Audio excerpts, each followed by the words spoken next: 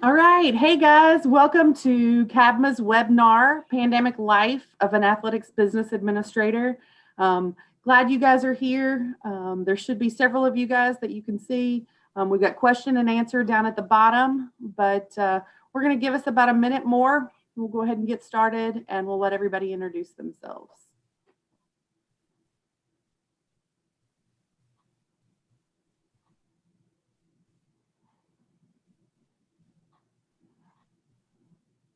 Caitlin, you want to go on and do we want to introduce from here or go to the next slide? You guys already know me, so I'm going to skip through some of this. My name is Brandy Bryant. I'm the Associate Athletic Director of Student Athlete Services and Strategic Initiatives at Stephen F. Austin State University in Nacogdoches, Texas. I'm our current CABMA president. When elected as CABMA president, I was serving as the CFO of Austin Peay State University. We've got a great platform for you guys today, some great information, targeting some demographics of schools that we don't always get a say in everything. So I'm super proud of the group that you've got. We've got some experts in their areas, and we're going to let them introduce themselves. Hi, everyone. My name is Angie Jaber, and I serve as the Deputy Director of Athletics here at Lynn University, which is in Boca Raton, Florida, a Division II institution. Prior to Lynn, I worked at Nova Southeastern, University of Dayton as associate ADs. And prior to that was a women's basketball assistant coach at Cleveland State University. Looking forward to a great conversation today.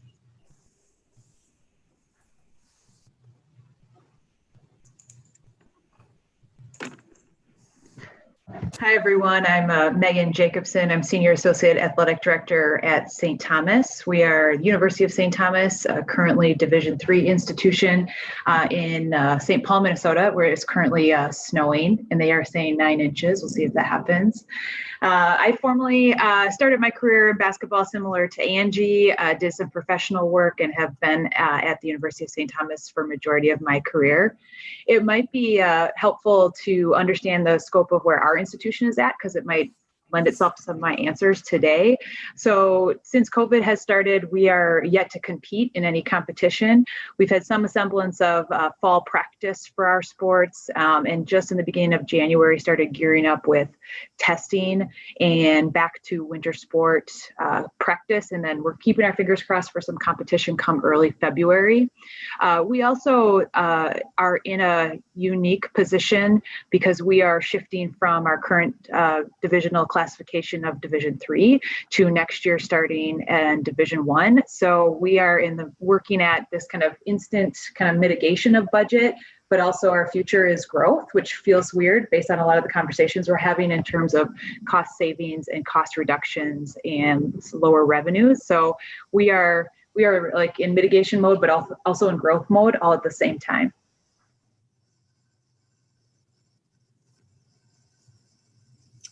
Good afternoon, everyone. I'm Dr.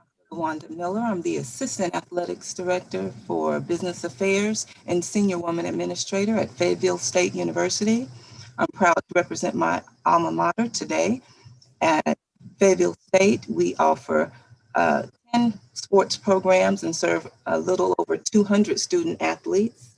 Fayetteville State University is a constituent institution of the University of North Carolina system and is a member institution in the Central Intercollegiate Athletics Association, better known as the CIAA, which is the oldest Black college sports conference in our country. I'm proud to represent smaller sports institutions like ourselves and look forward to sharing with you all the financial outlook from the perspective of smaller college institution like ours.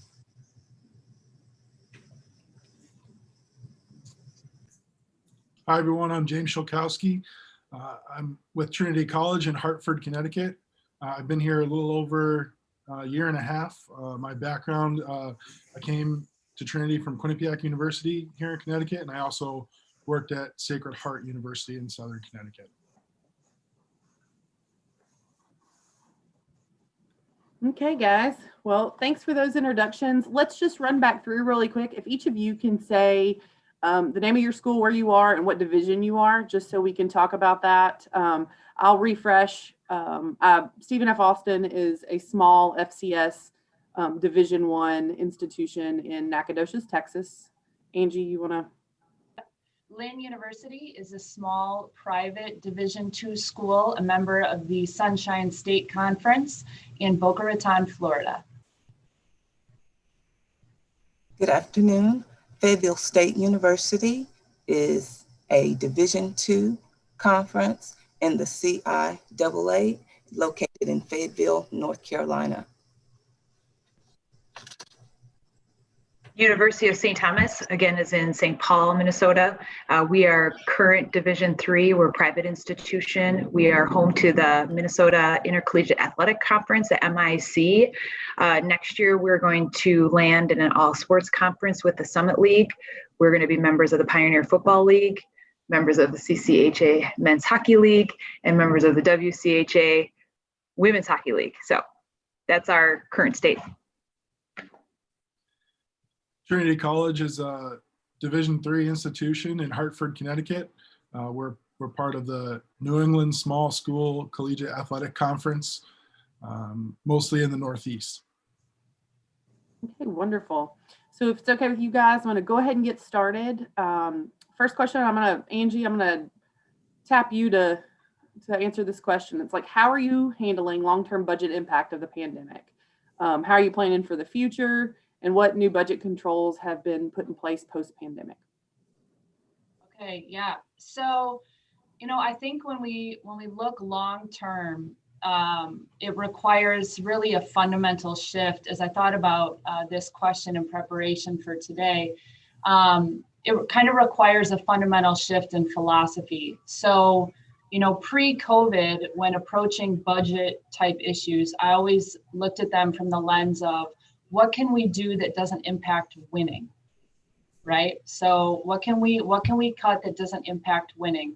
Now it's more looking at it from the lens of what can we adjust that doesn't impact the student athlete experience or their safety in the current time. So just to give a little background, we have not yet competed here at Lynn.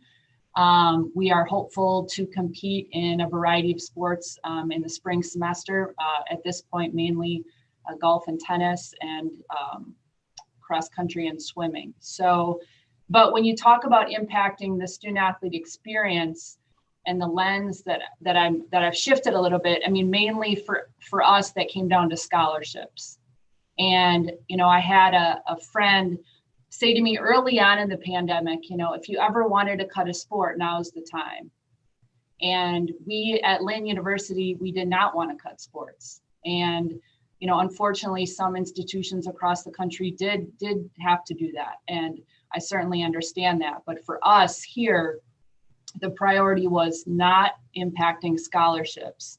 And so, some of the positions that we eliminated or furloughed, quite honestly, they didn't touch students directly.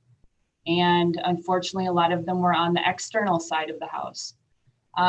So, as far as planning for the future goes, we're definitely building a house of bricks rather than a house made of twigs. A very conservative approach moving forward. We were very aggressive, I would say, with several reductions across our sports programs and across the board when planning for this current fiscal year. So we were aggressive back in March, back in April, back in May, to try to minimize what we were going to have to do, once the student athletes were here. And so, and as for us as a Division II institution, we're very enrollment driven. So, with a little bit of uncertainty around what next fall of 21 will look like. Again, definitely taking a conservative approach fiscally. And as far as the last question, budget controls that have been put in place post-pandemic, I really, I have to just express gratitude to our coaches.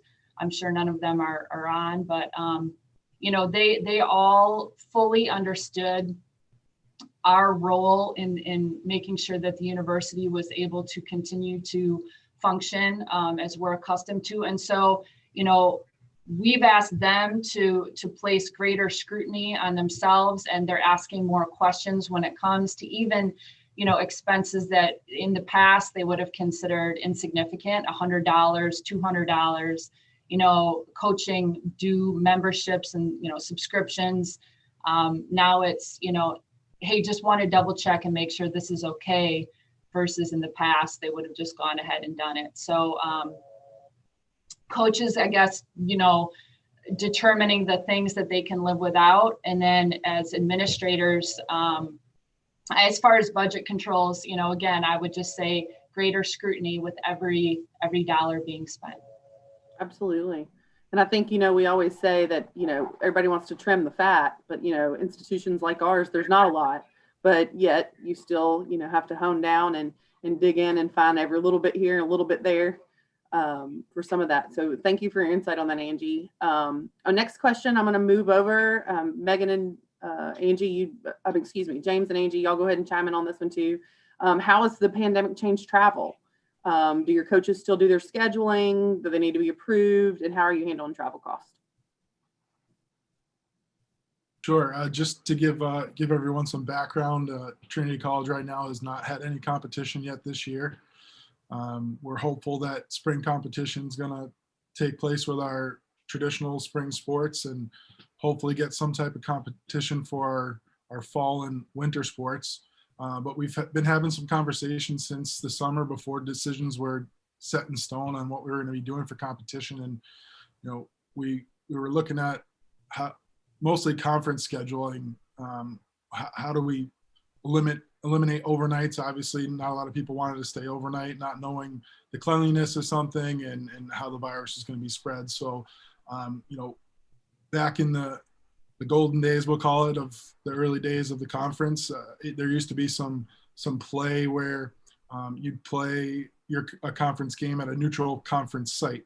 For example, Trinity would play a main school, maybe at Tufts and up in Boston area, just to be able to have that competition, but not have that overnight.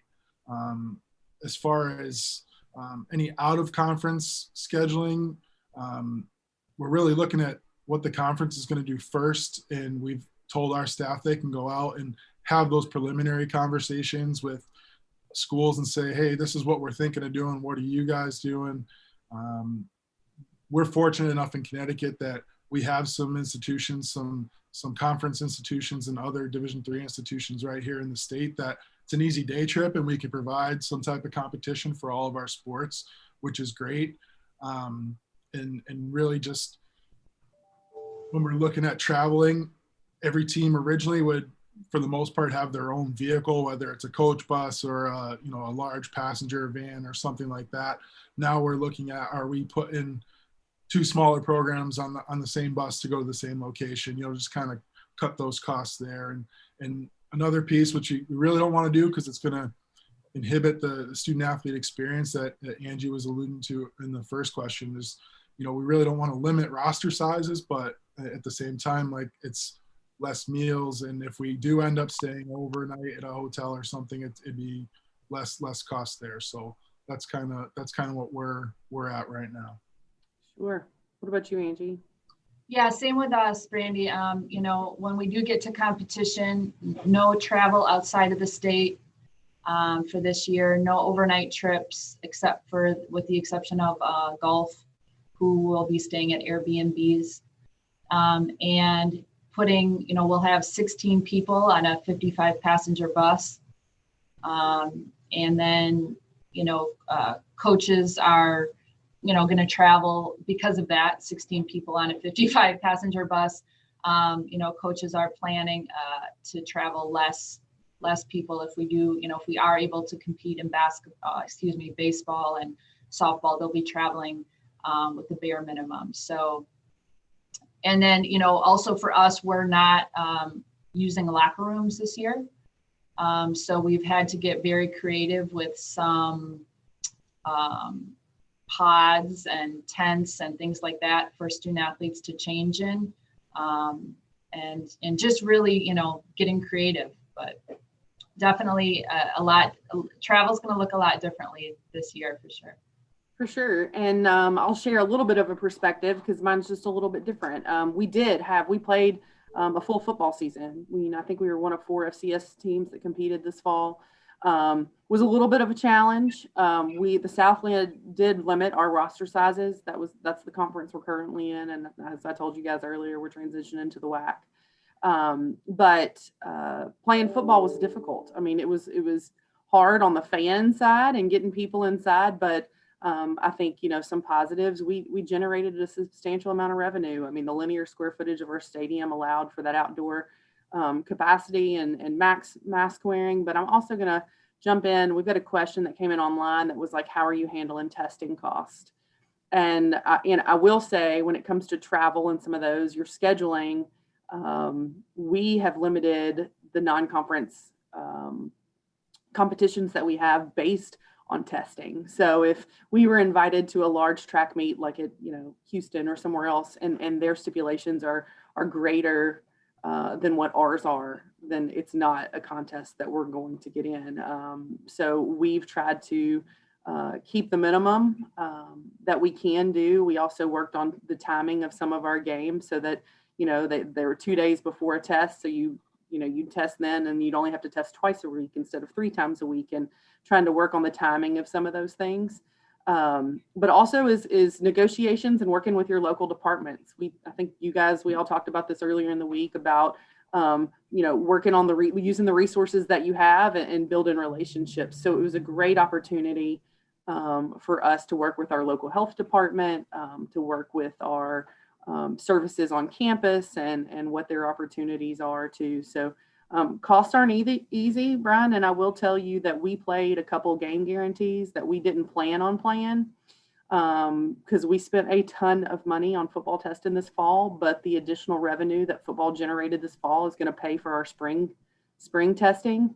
I know not everybody has that luxury right now, but that's how we handled it. And you guys, anybody want to jump in on that and say how you're handling it for the moment?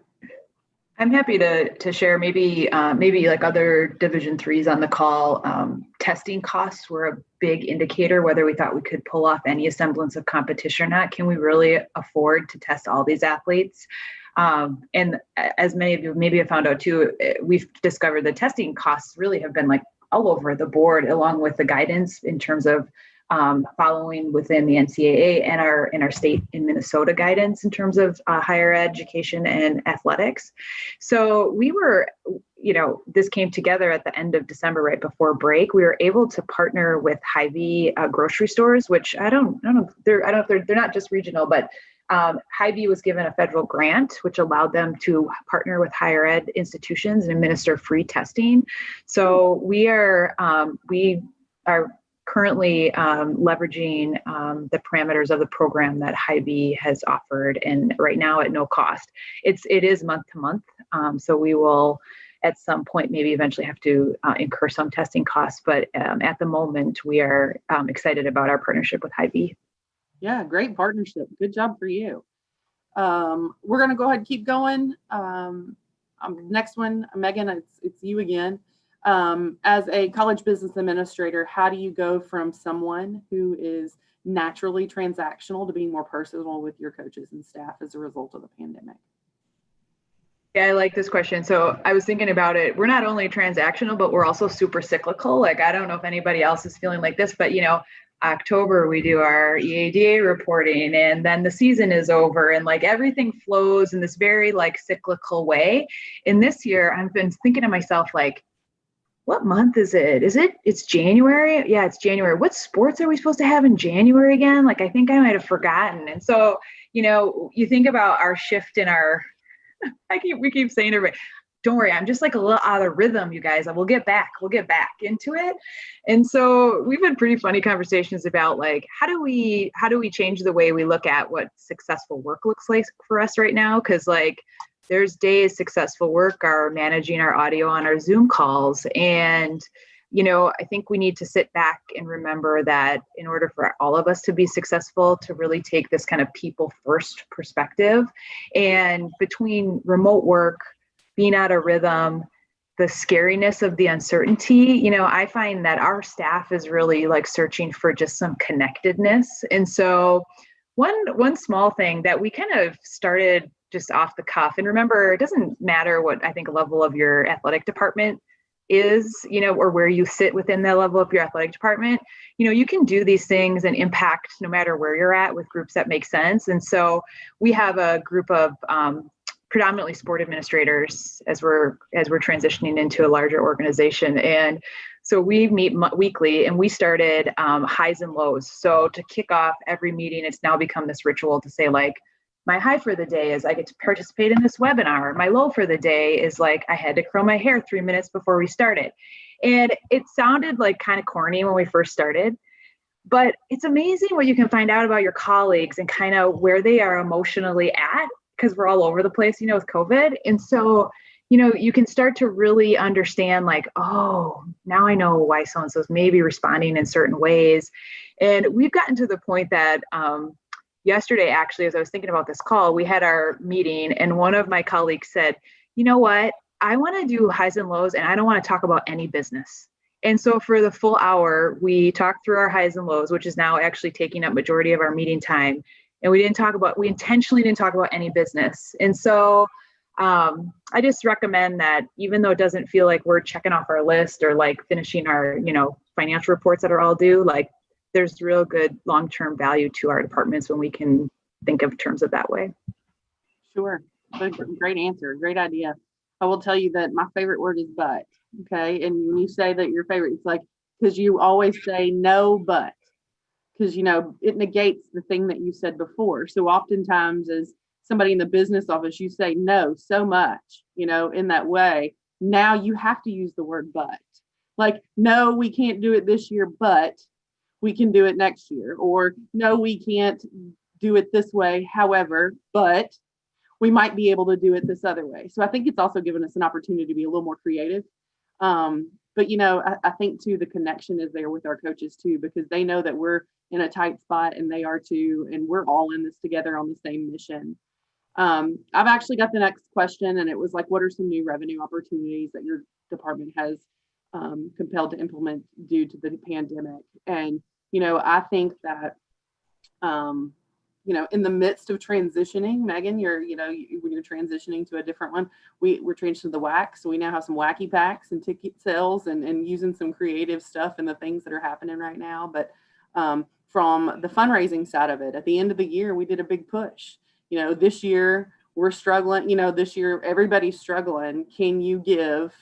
And, everybody had a target, or it was for something specific.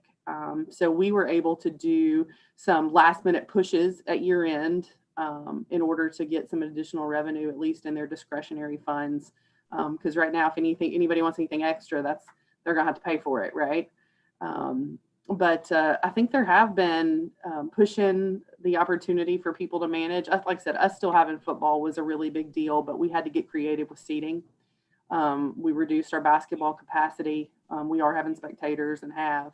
But moving football around, using the berm, we've got some grass berms around the field that are just some big grass knolls that nobody's ever sat on before. And now those are our student sections, and they're sectioned off. And we sold a grass seat that was, a $5 seat where people could come. And then this year was a great opportunity to take some risks. You can't really fail this year in a lot of ways. And so we actually did some alcohol sales. So you could get a grass seat and a beer, like those are some of the things that I think everybody started drinking a little bit more during the pandemic this year anyway. So that was something that was a little bit attractive when everybody finally got out and got to do something. But, okay, I'm gonna pass my next question off to what's been the most creative budget cuts that you and your staff have implemented that doesn't hinder the experience? LaWanda, you wanna grab that one? Sure. Well, first I would say, I don't know that I would describe it necessarily as creative, because as a public institution within a system, there's some things that we all need to do across the board. And for starters, like say 10% off the top when we loaded our budgets. But we did a lot of collabing with schools on our level and just kind of collaborated to see what would work best. And what rose to the top again, as far as beside the 10% across the board, we implemented spending freezes that were just essential expenses. We halted non-essential travel, left open vacant positions until filled. But from the start, we always took the position that we would favor travel reductions and reducing the number of competition versus reducing scholarships. So we were, pleased that we were able to keep everyone's scholarships and not cut any, and in that minimize the student athlete experience the most, so they would not have to worry about their scholarships. Sure. I think you guys will agree that we all try to be in a student athlete led. The most successful athletic departments are student athlete led, and you need a student athlete led, coach guided, admin assistant. So that's really where we are. I think some of the other creative is maybe that we didn't have to lay anybody off, but if somebody did leave, we postponed rehiring that position. So we all can acknowledge, and I'm sure there's a lot of people that are in small institutions on this call, that we already wear 87 hats, right? But we talked about the positive of that is you learned a new skill set, maybe you're game day ops now, or, just trying to teach our younger staff that being versatile is important. And, I think, Angie, you talked about some other bigger schools. It wasn't necessarily a small school. Bigger schools are having to do that too. But as small schools, we do a whole lot with not a whole lot. And this has just forced us to get even better at that, right? Yeah, and one thing I'll just chime in on that, Brandy, is one of the things that we did at Lynn was we did a Lynn leadership lunch series, and I actually spoke about mental health.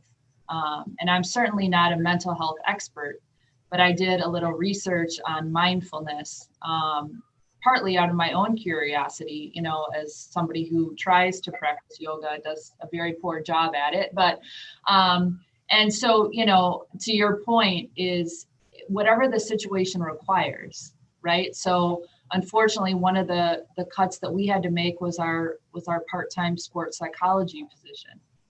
And, that was a difficult one for our student athletes, especially since so many of them are feeling this loss of identity and loss of kind of lost in general. So again, just, don't be afraid as athletic business administrators, which to your point, we all wear several hats, whatever the situation requires. And if that means that, I give a talk on mindfulness and lead our student athletes, 385 student athletes on a Zoom call through a guided meditation, because that's what they're telling us that they need, then that's what we'll do. So, sure. Yeah.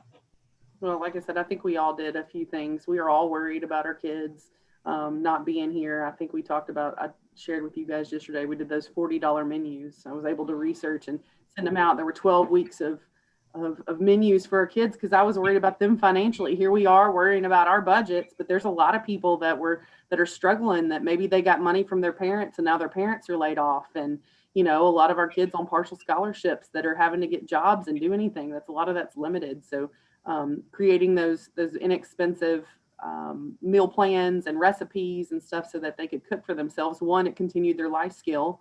Two, I had them make TikToks of them cooking, so we remained engaged. And three, it was, almost financial literacy that you could, this is how much money you have, and you've got to spend it wisely. But a feel good part of that too is I had one of my track kids call and say, I got a kid on our team that's hungry. And he doesn't have this, that, and the other. And two other student athletes that are friends both had $20, and they, went to the store and went down that grocery list and dropped him off $40 worth of groceries. And so if that's not one of the feel good things that we're trying to accomplish that, tie into all of our core values and what we do, I mean, that's a win. That's an absolute win. So I would love to hear more about that. And guys on the call, if you've got some things that you want to share, put them in the chat, or in the question and answer. I'll be happy to jump in on those as well. But tell me some unexpected challenges you faced working from home, and then vice versa. What were some of the benefits of working from home? Okay, well, I'll tackle those two questions by offering at least two on each. To start off with the challenges. Now, for me, what I quickly realized is that my home office was just not up to par. I mean, before the pandemic, I thought I had just what I needed. I can finish a thing or two if I needed to outside of the office and be done with it before the evening was over. But having to do it day in, day out, I was like, my software need to be updated. My camera quality isn't that good. My microphone low, my bandwidth isn't big.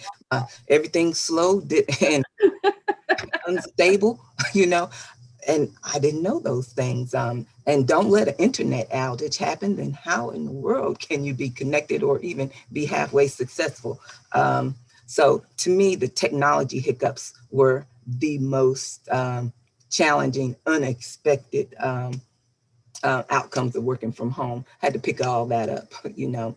And then the second thing I would say for me is, whereas I think all of us have some point in time said, "Ooh, I should close my door for today so I can get something done." You know, you thought maybe the distractions and the disruptions from someone peeking their head in, coach, staff, student, or so. I'm like, "Ooh, I would have finished this if it wasn't for the distractions." But actually, just the isolation.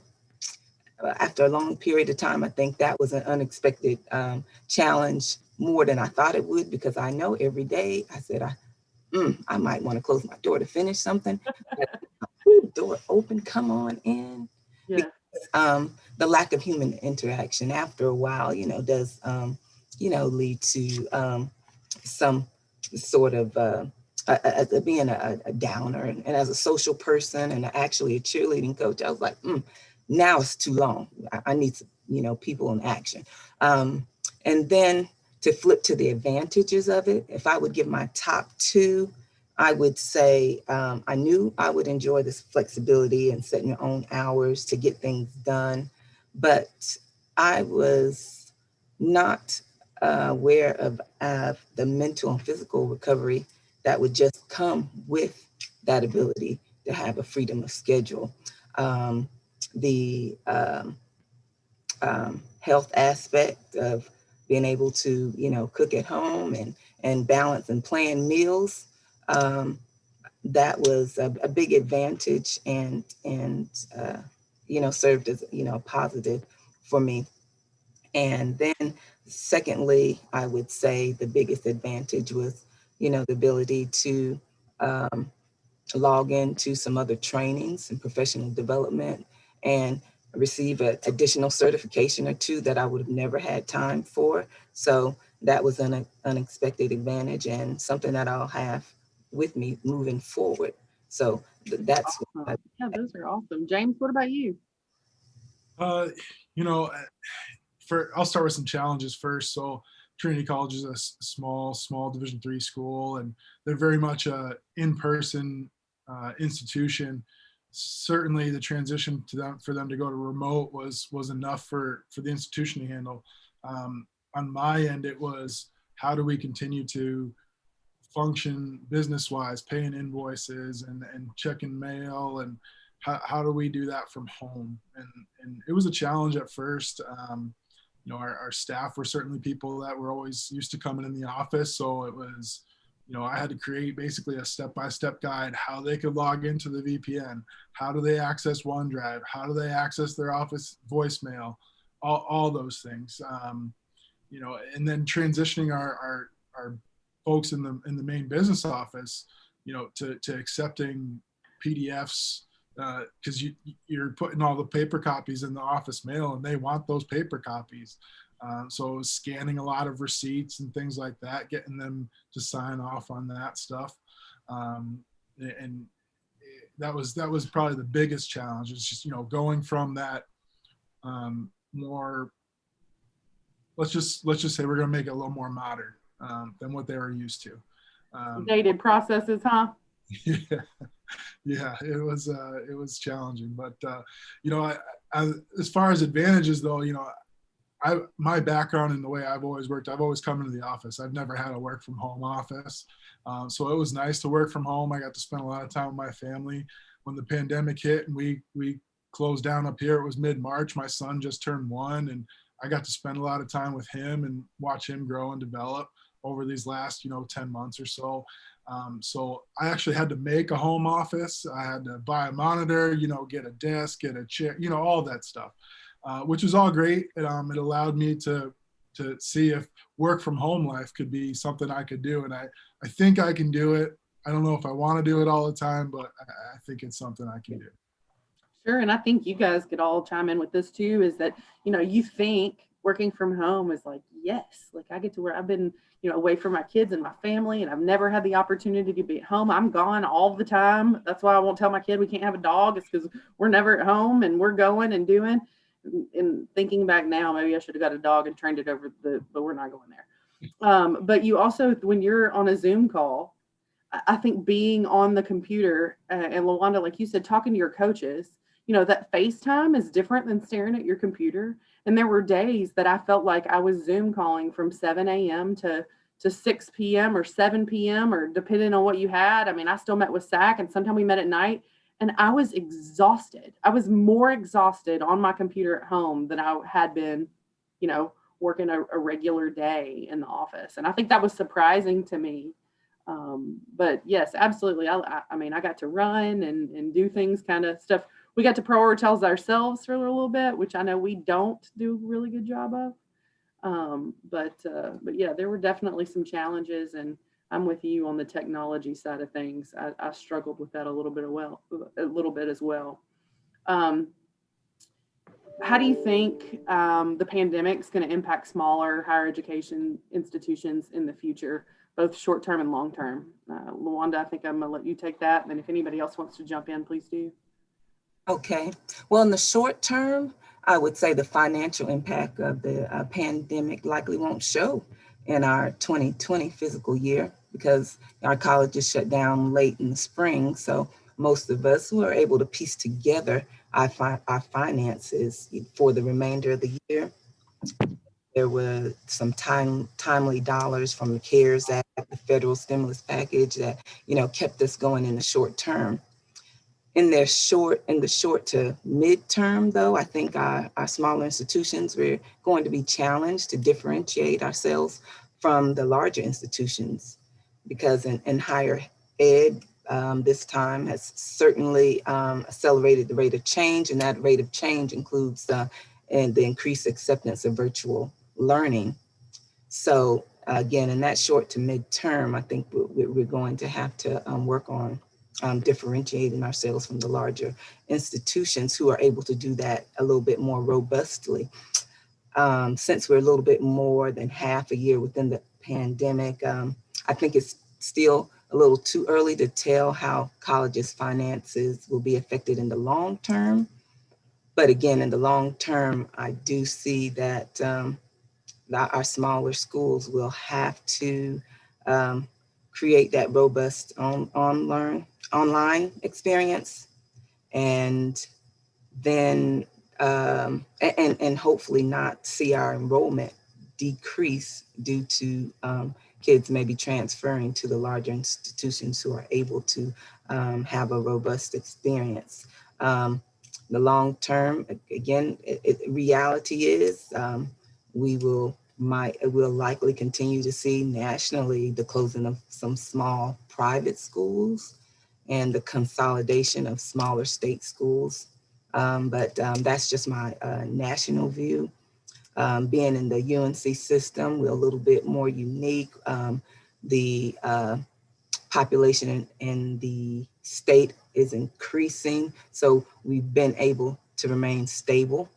And so in that, we're just in a little different situation than most universities, because pre-pandemic, we were already half virtually learning.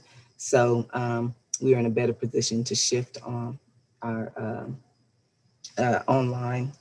And as long as our enrollment continues to increase, because the state is increasing with the population, we may be able to sustain ourselves a little bit longer. And then coupled with a couple, hopefully, federal stimulus.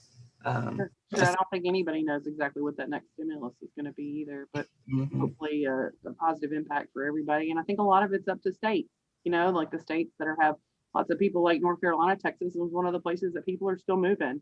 You think about no state income tax and some of the things that apply to that, obviously that still benefits it, but how do you attract, I guess that's our enrollment people are trying to figure out how we attract the same student athletes, right? Like we're all going after similar student athletes, and how do you, when you look at the bigger schools, sometimes you go, well, we didn't have a sous chef to cut, right? Like we didn't have, when they say the people that, when they're like, where are the people to set up your chairs? I'm like, we are the people. There wasn't some of that. So I'm curious to see how a lot of the bigger schools that are suffering tremendously financially, granted, some of them have a little bit bigger fundraising pots than we do. But, how will it look after this? Is it a reality check to the lifestyle? Because at the end of the day, personal story, my daughter dates an SEC football player, and SEC is very different than Stephen F. Austin. And so real life, when we're talking about things, he and I had this conversation, and I said, technically my student athletes compete at the Division I level and they do everything that you do, but they don't get a quarter of what you do. That we do the same thing that you do, and it's just different. So I'm curious to see the outplay of that, across the country in the have-nots versus the haves and what that looks like.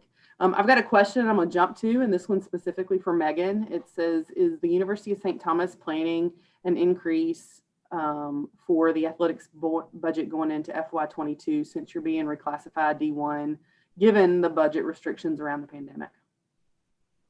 Yeah, that's a good question. That is creating some of that uniqueness for us on campus because of this balance of being conservative and cautious and prudent with our current budgets, yet this need for growth based on our future. And so we really attacked the Division I transition with a 5-year budget model to really transition into what will be considered for us our fully funded D1 world. We've scaled back what next year was originally going to look like financially to kind of meet or modify some expected growth plans for year one. Some of that's a combination of removal of plans or finances or expenses within that, and also, or a delayed. So really saying, hey, we know we need these things, but maybe we can hold off to really lessen that financial impact that we're going to feel for next year. But when we think in terms of, yes, we are taking a Division III budget and we are moving it into a Division I competitive budget, and it'll still have vast increases from what our normal business has been at St. Thomas for the last 100 years. So yeah, a little bit at a time, right? Mm-hmm. And let's just roll off of that. Like as administrator, how has your role changed? How have you become more effective and efficient in what you do? I think, if you and Angie want to take a stab at that. Yeah, Angie, I can just spin off of some of that conversation that I just had with this answer is that, it's a little bit of, for our roles personally, it's like change amongst change, right? We're dealing with all this COVID change, and then we're dealing with just our whole structure change in terms of divisional transition. And, I think sometimes that COVID's been a blessing in the circumstances we're dealing with. If you think about I was thinking about the transactional nature of our job, and the volume of that has gone down way, like we've paid 10 invoices this year. There's been no transactional activity happening. And so it's really allowed, at least from my role, to be able to look more holistically at our budget and spend more time within like the actual strategy related to budget. Because like many of you, we're still doing multiple functions within our responsibilities, and budget and finance is just one of many things that we do. So actually I've been finding it as one of the COVID positives that it's freed up some of that day-to-day business to allow for some more thoughtful strategic planning in our daily work. Sure, that's awesome. Angie, what about you? Yeah, same, as the deputy athletics director, as the number 2 person in our department, I oversee a lot of different areas. So the budget is one of them. And, like Megan said, with not having to do as much transactional activity, I mean, I was responsible for our, resocialization plan. And and I still remember having a call with all of our coaches after George Floyd was killed. Being there, and like Megan said, and everyone's alluded to, is, those moments to connect. And, the coaches joke, I mean, we have a running joke. They're like, Angie, ever since you got here, because I've been at Lynn about a year and a half, all you've done is tell us bad news. From a financial standpoint, like, our primary fundraiser, which is a huge golf tournament, has not taken place the last 2 years. So Brandy, like you alluded to earlier, I didn't use but, I said just no.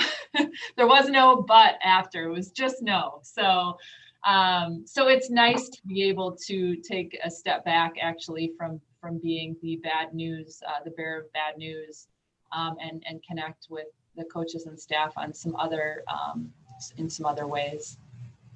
Sure. And I think the connectivity was there, at least on our end, from the very beginning. Just the conversation of, this is where we are, this is what we're doing, this is our plan, keeping our head coaches, something that we do here is our head coaches meet with our AD once a week. So it's definitely some FaceTime. While he meets with his head coaches, I meet with all of our assistant coaches. It's just a face-to-face every day. Oftentimes, the trickle down doesn't always happen from head coaches to assistant coaches.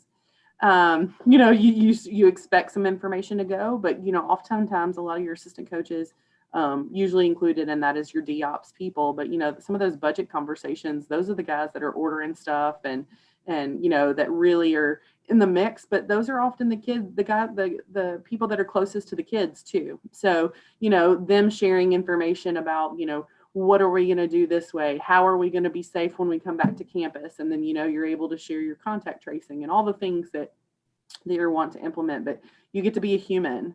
And I think that we continue to meet with our SAC. I oversee our SAC as well, and continue to meet with them weekly, which is kind of unusual, but it's something that was just really important because they wanted to be in the know. So I think just keeping everybody informed and that connectivity was a big part of over communicating, so that you're not just a business administrator anymore. You're kind of all the things. You're the mom and the therapist and the guidance counselor and career services and, everything that you could possibly be a part of. But yes, I do think it's great that that's definitely one of the benefits that have come out of that. I'm going to jump to something a little more positive. Why don't you guys tell me something positive that's coming out of the pandemic? And I'm going to kind of open up this to all you guys, something shared. I know Megan kind of touched on that a little bit earlier. So this will kind of be our last questions, unless guys that are watching, if you want to jump in and throw some questions out, I'll save a little bit of time to answer those specifically. But and if you don't mind sharing your positives too. James, you want to start us off on what's your positives from the pandemic? I mean, I alluded to it a little bit earlier, is, spending time with my son and watching him grow and change and develop. That's been an experience in itself. And but it's allowed me to get a little bit better at the little things that I might not have been so good at before. Getting deep into Excel and making sure my formulas are working the way they should, writing new formulas, working on some forecasting things that they may not have done here on a regular basis or seen, and just kind of educating our administration and our head coaches about that stuff and what it looks like. And it's just really allowed me to fine tune things that, where I thought I was good, maybe just get a little bit better. Wanda, what about you? Okay, I would say that the positive has been is the challenge of getting our creative juices flowing. I don't think we've been forced or challenged to be as creative in absolutely every aspect of our job and even our lives. And with that, I'd say one thing that even for me, it has shown that if you had even a remote idea or school of thought that, you know, working from home, you couldn't be as productive or you wouldn't be dedicated or just there was just not as much just could be done. But I think this time has shown that we can get anything that we need to be done and by deadlines, and even be more thorough with it. And again, not see any slack in that because our creative juices are flowing and we're doing whatever it takes. And I like that. Who else? No, I'll chime in. I think from a work perspective, certainly getting valuable insight as to how the president and his staff, you know, the university administration views things, from what lens they're looking at things. You know, safe for us, you know, for our president, safety, value, experience were the three words that kept coming up. So that was helpful to get that insight. And I think in addition, you know, to the university administration and seeing how they look at things, which is helpful for us in athletics, is just the collaboration across campus. You know, when you're going through a challenging time on your campus, you really, it either brings you together or, you know, it can be very divisive as well. And I think I can say that through this, you know, through this 9 months or 10 months, whatever we're going on, the relationships I feel, even through Zoom, that we've had to build, I feel that I'm a lot closer to many different departments on campus, and we've really come out of it stronger as a university. So I'm very proud of that. And personally, you know, I just echo what James said. I have a 14-month-old, and you know, sometimes I can't even imagine what people would have thought if they saw what was happening while my camera was off, with getting thrown up on and, you know, getting spit up on and stuff. But you know what? It was a blessing, just like James indicated, and you give yourself grace and you do the best you can. Sure. Megan, what about you? Well, I would share a lot of the same positives that have come from the other panelists, and especially from work, really that the accessibility to people across campus was a lot different. You know, it's like, oh, you had to schedule a meeting to go meet with the finance department across campus, and it had to be 2 weeks out because everyone's calendars were booked. And then you were usually late getting over there because you got hung up somewhere else on campus. And now people are like, are you on Teams chat? Hey, what's going on? I got a quick question for you. Like, I feel like that efficiency and that connection with campus partners has made a huge difference at our institution in the work that we do. And I think one mantra that I keep finding myself, I say it out loud to the coaches, and I think maybe it's more a reminder for myself too, but this whole thing of like, there's so much uncontrollableness out there and uncertainty of the future, and that whole like, you know what, we got to let go of the things that we can't control. And I say that over and over again, like, it sounds to me like you might be concerned about things that aren't any of our control, right? Like, you're worried about things we can't control, or you know what, the uncertainty is really, a lot's going to change between now and the things that you're talking about being worried about, right? You're worried about these things so far out that like a lot's going to change between now and then. And, you know, it applies to more things than just the work that we do of that, you know, can we let go of some of that? So I've personally had some growth in terms of saying that to the coaches and then saying it to myself too. Sure. One of our, you know, kind of mantras here is who you are is more important than what you do. Always, you know, who you are is more important than what you do. That's something that we preach over and over about character to our student athletes. You know, what is integrity and doing all those. And we were able to focus and share. You know, we got to connect with the student athletes on, you know, I didn't know if we could do student athlete develop virtually. You know, when you talk about life skills and doing some of those things, and now we're better for it. So when your teams are traveling, they have access to things that they can do I think there was a lot of team building that happened in that time that did it, but also that time gave us time to plan. You know, when things are shut down, I hope people utilize that time to plan ahead, you know, for as much as you could, whether that's your external units, you know, knowing when and if, you know, you write a plan about COVID return, you know that things going to change like 12 times, but you write it anyway, right? Your operations are going to change on game day, but you write the plan anyway, and then you change it as you go along. Same thing with marketing. You know, your marketing guys are going to make a marketing plan, and once season starts, things change. I mean, we're changing schedule on a dime right now. I mean, sometimes it's just about being flexible, right? And figuring it out. But well, those are all the questions that I have right now. You guys got anything you want to touch on? We're here. We got about 4 minutes till we wrap up. Anybody got anything they want to share before we get off here? You know, I thought it was interesting, LaWanda, you said something earlier, you know, with just completing, I'm sure many of us have just completed the NCAA agreed upon procedures report. And it was interesting because when I was comparing fiscal 19 to fiscal 20, I really wasn't seeing that many differences. Yet it feels like my whole world has changed, right? So I think, you know, to LaWanda's point earlier, I don't know that we'll really feel a lot of it until we complete next year's NCAA report and we see the differences that show up on paper.